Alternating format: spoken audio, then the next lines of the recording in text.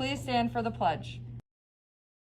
I pledge allegiance to the flag of the United States of America and to the republic for which it stands, one nation, under God, indivisible, with liberty and justice for all.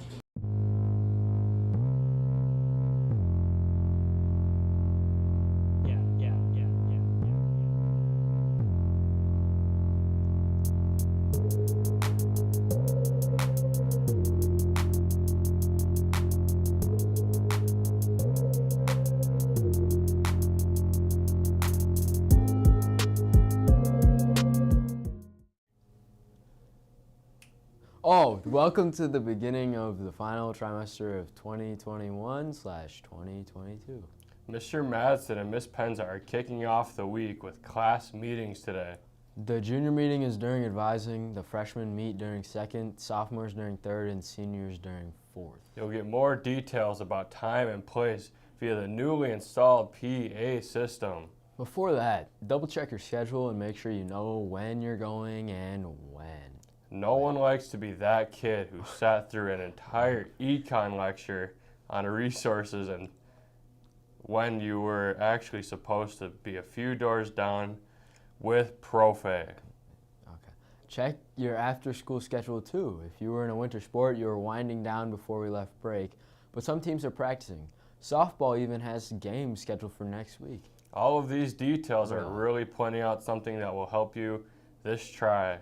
Stay organized. Whether you're using Google Task List and Calendar or writing it all down in a planner of some kind, one way to keep yourself organized is to write down and schedule all those details. Make it a habit to add to your list and check off completed tasks at the end of every class and day. Check your schedule and roost every evening and morning to make sure you're ready for the day. And don't let a few mistakes derail you. We've all had bad days, but one bad day or week won't lead to a bad try. Just stay organized and keep working through your to-do list. You've got this. If you're an FFA, we have the first item for your calendar. There's an FFA meeting tomorrow from 3:30 to 4:15. It's in the Ag Room, and they'll be talking about National Ag Day activities, opening chapter officer nominations, and more.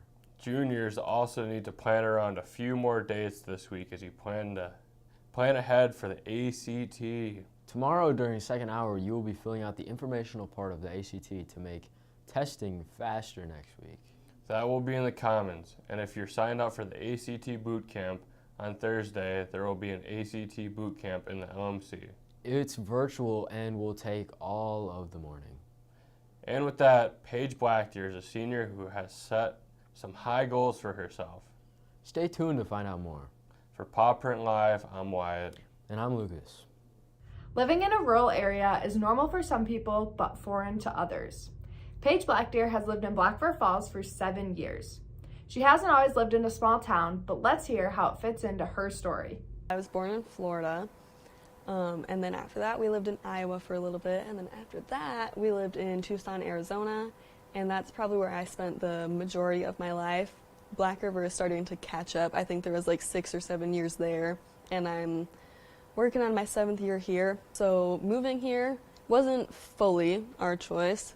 So my dad was in the Air Force and he retired. So we had the mission of figuring out where we were going to go next, because it was pretty much up to us. Like, we didn't have to go anywhere anymore, because in the Air Force we got like a place that you're going to move.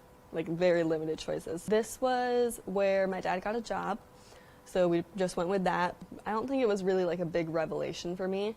So like, to me it was just like big city to a little city, and it was never anything like too crazy. I definitely noticed the differences, but I wasn't like astounded or like shocked, because I did research it. So I definitely felt the differences, many less people, a lot less places to go, less things to do. I got used to living in a big city so much, and I had always lived like that.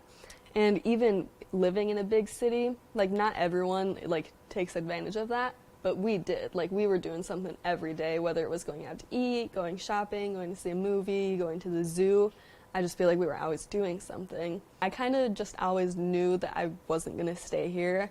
Like, I just got my acceptance letter from Madison, going to go to Madison in the fall, and I don't really plan on coming back. Like, no hate to the town, but this is not where I want to be for the rest of my life.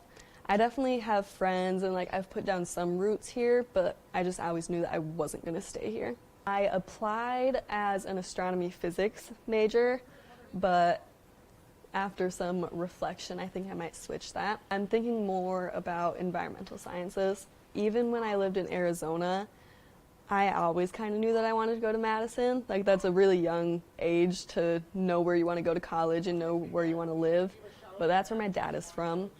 And we'd visited before. I've always loved it there. So really, really early on, I knew that whatever was between me and that place was just going to be temporary. Sometimes people that I've known from before, like that went to high school here and then are in college now, and they'll like apply to like these big universities like Milwaukee or Madison. And sometimes it just doesn't really pan out because like it does get a little bit scary because like they haven't really gone anywhere else.